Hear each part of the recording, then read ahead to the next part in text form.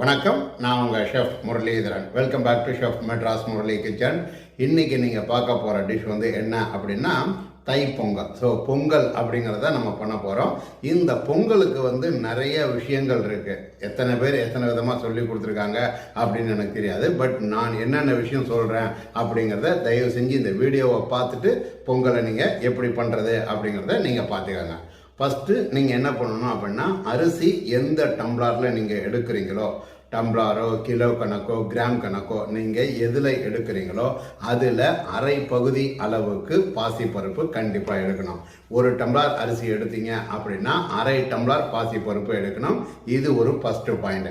அதுக்கு அடுத்தது, நீங்கள் ஒரு டம்ளர் அரிசி எடுத்தீங்க அப்படின்னா அதுக்கு கண்டிப்பாக 3 டம்ளர் அளவுக்கு நீங்கள் தண்ணி வைக்கணும். அதுதான் கணக்கு. இது நான் சொல்கிறது வந்து பச்சை அரிசியில் கொஞ்சம் பழைய அரிசியாக இருந்தால் இந்த மெத்தடு. இது 2வது பாயிண்ட்டு. 3வது பாயிண்ட் என்ன அப்படின்னா, அரிசியில் விதங்கள் நிறையா இருக்குது. அதாவது வந்து மாவு அரிசின்னு இருக்குது, குழையக்கூடிய அரிசி அப்படின்னு இருக்குது, கொஞ்சம் பச்சை அரிசியிலேயே வந்து பொன்னி அரிசி, ரொம்ப திக்கான அரிசி அப்படிங்கிற மாதிரி விதங்கள்லாமும் இருக்குது. ஸோ இதனால் நீங்கள் என்ன பண்ணணும் அப்படின்னா, அரிசியினுடைய தன்மையையும் தெரிஞ்சுக்கிட்டு நீங்கள் பண்ணணும் அப்படிங்கிறது தான் இந்த வீடியோனுடைய முதல் இது. அடுத்தது, நமக்கு வந்து பெருமாள் கோயிலில் வைக்கிற மாதிரியே பொங்கல் வேணும் அப்படின்னா பெருசாக டிஃப்ரென்ஸ் அப்படிங்கிறது கிடையாது. இந்த மெத்தடை நீங்கள் ஃபாலோ பண்ணீங்க அப்படின்னா கரெக்டாக இருக்கும். அதுக்கு அடுத்தது, பொங்கலில் ஒரு சில பேர் டால்டா ஆட் பண்ணுறாங்க, நெய் பொங்கல் அப்படிங்கிறாங்க. ஸோ நெய் பொங்கல் அப்படின்னா நீங்கள் நெய்யை நிறையா ஊற்ற என்ன ஆகும் அப்படின்னா, சாதம் உதிரா ஆன மாதிரி ஆகிட்டு ஸோ உங்களுக்கு வந்து டைஜஷன் ப்ராப்ளம் ரொம்ப ஜாஸ்தியாகும். அதனால் நீங்கள் வந்து ஆயில் வந்து ஜாஸ்தி யூஸ் பண்ணிட்டு நெய்யை கம்மியாக யூஸ் பண்ணீங்க அப்படின்னா கரெக்டாக இருக்கும். ஸோ இந்த தைப்பொங்கலை நீங்கள் உங்கள் வீட்டில் செஞ்சு பாருங்கள். செஞ்சு பார்த்து எனக்கு லைக் பண்ணுங்கள், ஷேர் பண்ணுங்கள், கமெண்ட் பண்ணுங்கள். உங்கள் அனைவருக்கும் எனது இனிய பொங்கல் தின நல்வாழ்த்துக்கள். நன்றி. வீடியோக்குள்ள போலாமா? பச்சை அரிசி 400 கிராம், பாசிப்பருப்பு 200 கிராம், மிளகு 1½ டேபிள் ஸ்பூன், ஜீரகம் 1½ டேபிள் ஸ்பூன், முந்திரி பருப்பு 25 கிராம், ஆயில் 1 தேக்கரண்டி, பெருங்காயத்தூள் 1 டேபிள் ஸ்பூன், சால்ட் தேவையான அளவு, நெய்,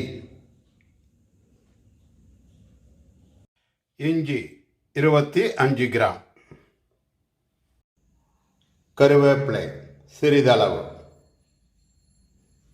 இப்போ நான் என்ன பண்ணியிருக்கேன் அப்படின்னா, 2 டம்ளர் அளவுக்கு தண்ணி வச்சிருக்கேன். ஸோ இந்த தண்ணியில் நான் என்ன பண்ண போகிறேன், ஃபஸ்ட்டு பாசிப்பருப்பை ஆட் பண்ண போகிறேன்.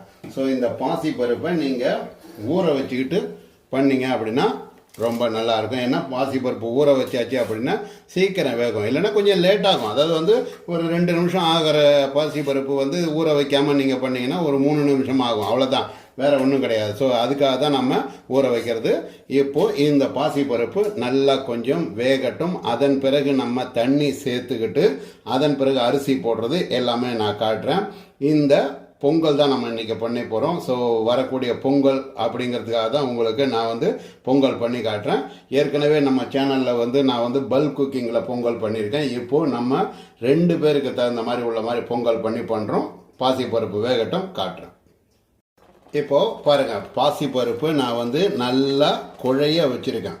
ஸோ இந்த அளவுக்கு வேக வச்சுட்டு தான் நீங்கள் என்ன பண்ணால் தண்ணி கொஞ்சம் ஜாஸ்தி வைக்கணும். காரணம் என்னென்னா, தண்ணி நீங்கள் நிறையா வச்சிங்க அப்படின்னா பாசிப்பருப்பு இந்த மாதிரி குழைய வேகாது.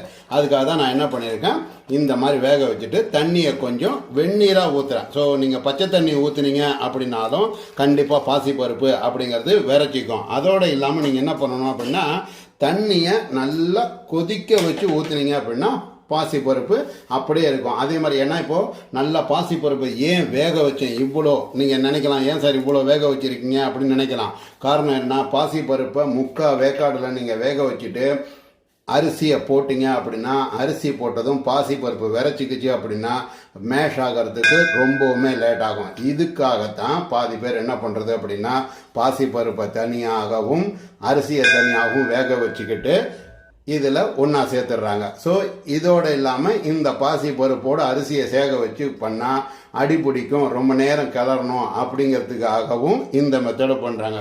ஸோ இதெல்லாம் என்னென்னா டாக்டிஸை சொல்லித்தர மாட்டாங்க. பட் நான் உங்களுக்கு இதெல்லாம் சொல்லித்தரேன் அப்படின்னா கண்டிப்பாக நீங்களும் இந்த மாதிரி செய்யணும் அப்படிங்கிறதுக்காக தான் நான் உங்களுக்கு செய்தேன். இப்போது அரிசியை நான் 2-3 தரம் வாஷ் பண்ணிவிட்டு அரிசியை ஊற வச்சுருக்கேன்.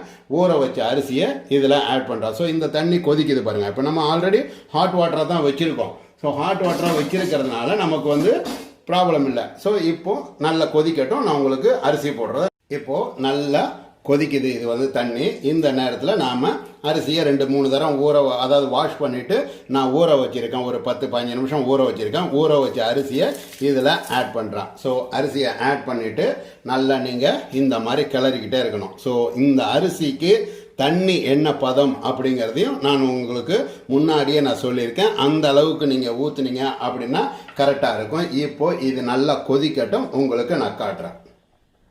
இப்போது பாருங்கள், நாம் ஊற்றின தண்ணிக்கு அரிசி நல்லா வெந்துக்கிட்டு இருக்கு. இன்னும் கொஞ்சம் நல்லா வேகணும் அரிசி. இப்போ தண்ணி இவ்வளோ இருக்குது இல்லையா, அரிசி நல்லா நம்ம வெந்த பிறகு உப்பு போட்டுக்கலாம். ஸோ உப்பு பாதி வெந்த பிறகு, அரிசி பாதி வெந்த பிறகு நம்ம போட்டோம்னா கரெக்டாக அப்போ தான் நமக்கு ஏறும். அதனால் இன்னும் கொஞ்சம் அரிசி நல்லா வேகட்டும். நான் உப்பு போடுறதையும் காட்டுறேன். நல்லா இன்னும் கொஞ்சம் குழையணும் அரிசி, காட்டுறேன் உங்களுக்கு. இப்போது பாருங்கள், நமக்கு நல்லா பொங்கல் குழவாக வெந்த மாதிரி வந்திருக்கு. இப்போ தான் நாம் என்ன பண்ணணும் அப்படின்னா உப்பு போடணும். ஸோ இப்போ இது இன்னும் கொஞ்சம் நேரம் தம்மில் இருந்தது அப்படின்னாலும் கரெக்டாக இருக்கும். இப்போ நீங்கள் உப்பை போட்டுட்டு கிளறினீங்க அப்படின்னா கரெக்டாக இருக்கும். தண்ணி பாருங்கள் எவ்வளோ லூஸாக இருக்குன்னு. இப்போது இன்னும் கொஞ்சம் வேணும்னா நாம் லூஸ் பண்ணிக்கலாம். ஸோ இப்போ இது இன்னும் வேகட்டும். இப்போ இந்த உப்பு போட்டோம்னாலே கொஞ்சம் லூஸ் ஆகும். அதையும் உங்களுக்கு நான் காட்டுறதை பாருங்கள். இதுக்கு தேவையான அளவுக்கு நீங்கள் உப்பு போட்டுக்கோங்க. உப்பு போட்டுட்டு நல்லா கொஞ்சம் அரிசி வெந்திருக்குது. ஸோ வெந்த அரிசி இன்னும் கொஞ்சம் நேரம் தம் ஆச்சு அப்படின்னா கரெக்டாக இருக்கும். இப்போது பாருங்கள், இப்படி நல்லா அடி ஒட்ட கலர்னிங்க அப்படின்னா கரெக்டாக இருக்கும். சப்போஸ் நீங்கள் மண்பானையில் வைக்கிறீங்க அப்படின்னா இன்னும் கொஞ்சம் தண்ணி வச்சுக்கலாம். அதையும் உங்களுக்கு முன்னாடியே நான் சொல்லியிருப்பேன், எவ்வளோ வைக்கணும் அப்படிங்கிறதையும் நான் சொல்லியிருக்கேன்.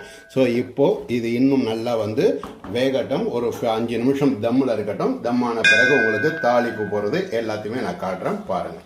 இப்போது பாருங்கள், நமக்கு அரிசி நல்லா குழஞ்சி வந்துருச்சு. ஸோ இப்போது என்ன லூஸில் இருக்க பாருங்கள். இந்த லூஸில் தான் நீங்கள் பொங்கலை பொறுத்த வரைக்கும் இறக்கணும். நீங்கள் பொங்கல் இறக்கும் போதே ரொம்ப டைட்டாக இறக்கிட்டீங்க அப்படின்னா நேரம் ஆக ஆக உங்களுக்கு என்ன ஆகும் அப்படின்னா உதிராக ஆன மாதிரி ஆகிடும். அதனால தான் பொங்கலை கொஞ்சம் நல்ல லூஸாக இறக்கணும். இப்போ எப்படி மேலே பார்த்தீங்க அப்படியே தெரியும் உங்களுக்கு, எப்படி வழன்னு இருக்க மாதிரி இருக்க பாருங்கள். ஸோ ஒரு கஞ்சி கொத்த மாதிரி இருக்கு இல்லையா, இந்த மாதிரி இருந்தது அப்படின்னா தான் உங்களுக்கு ஒரு 2 நிமிஷம் ஆனாக்க கரெக்டாக இருக்க மாதிரி இருக்கும். இப்போது இதுக்கு என்ன பண்ணணும், இந்த சூட்டோடைய நீங்கள் இஞ்சியை மேலே போட்டுடலாம். பாதி பேர் தாளிப்பில் போடுவாங்க, பட் அது மாதிரி போட வேண்டாம். ஸோ இப்போ இஞ்சியும் நான் எவ்வளோ போட்டிருக்கேன் பாருங்கள். இந்த அளவுக்கு நீங்கள் இஞ்சி போட்டிங்க அப்படின்னா தான் பொங்கல் நல்லா டேஸ்ட் இருக்கும். ஸோ இப்போது நான் என்ன பண்ணியிருக்கேன் அப்படின்னா ஒரு கடாயில் ஒரு 1.5 கரண்டி அளவுக்கு ஆயில் வச்சுருக்கேன். நெய் நாம் மேலே தான் போடணுமே தவிர நெய்யில் நிறைய தாளிப்பு போடக்கூடாது. பொங்கல் பொறுத்த வரைக்கும் ஆயில் நீங்கள் கொஞ்சம் ஜாஸ்தி சேர்த்திங்க அப்படின்னா தான் நேரம் ஆனாலும் அந்த குழைவாகவே இருக்கிற மாதிரி இருக்கும். ஸோ இப்போது உங்களுக்கு ஆயில் சூடாகிருக்கு. ஆயில் சூடானதும் நாம் எடுத்து வச்ச மிளகை ஃபஸ்ட்டு ஆட் பண்ணுவோம். ஸோ மிளகை ஆட் பண்ணி கொஞ்சம் மிளகு வெடிக்கணும். நல்லா மிளகு வெடித்த பிறகு நீங்கள் ஜீரகத்தை ஆட் பண்ணுங்கள். ஸோ இந்த மாதிரி வெடிக்கும் போது நீங்கள் ஜீரகத்தை ஆட் பண்ணிவிட்டு அடுப்பை ஆஃப் பண்ணிவிடுங்க. அடுப்பை ஆஃப் பண்ணிவிட்டு நீங்கள் இந்த முந்திரி பருப்பை ஆட் பண்ணுங்கள். காரணம் என்ன அப்படின்னா அந்த ஆயிலினுடைய சூட்டுக்கு இந்த முந்திரி பருப்பு கரெக்டாக வெந்த மாதிரி வந்துடும். ஸோ இப்போ பாருங்கள் எப்படி இருக்கு. இதில் நீங்கள் என்ன பண்ணணும் அப்படின்னா கருவேப்பிலை போட்டிங்க அப்படின்னா ஆயிலினுடைய சூடு மொத்தமும் குறைஞ்ச மாதிரி குறைஞ்சிடும். இப்போது இதன் பிறகு இந்த தாளிப்பை நீங்கள் போடுறதுக்கு முன்னாடி பொங்கலில் மேலே பெருங்காயத்தூளை நீங்கள் ஆட் பண்ணிக்கலாம். உங்களுக்கு வேணும் அப்படின்னா நீங்கள் கட்டியும் ஆட் பண்ணலாம். இப்போ இந்த தாளிப்பை ஆட் பண்ணிவிட்டு உங்களுக்கு கிளறதையும் காட்டுறேன் பாருங்கள். இப்போது நல்ல தம்மாக இருக்குது. இப்போ நம்ம என்ன பண்ணணும் அப்படின்னா இந்த நேரத்தில் கொஞ்சம் பெருங்காயத்தூளை நாம் ஆட் பண்ணிக்கலாம். ஸோ பெருங்காயத்தூள் வேணுங்கிற அளவுக்கு ஆட் பண்ணிக்கோங்க. அதுக்கு அடுத்தது இந்த போட்டு வச்ச தாளிப்பையும் நாம் ஆட் பண்ணிடலாம். ஸோ இப்போது கிளறிட்டு உங்களுக்கு காட்டுறேன். இப்போது இந்த பொங்கலை நான் என்ன பண்ணியிருக்கேன், உங்களுக்கு நல்லா கிளறி இருக்கேன். இனிமே தான் நெய் ஊற்ற போகிறேன்.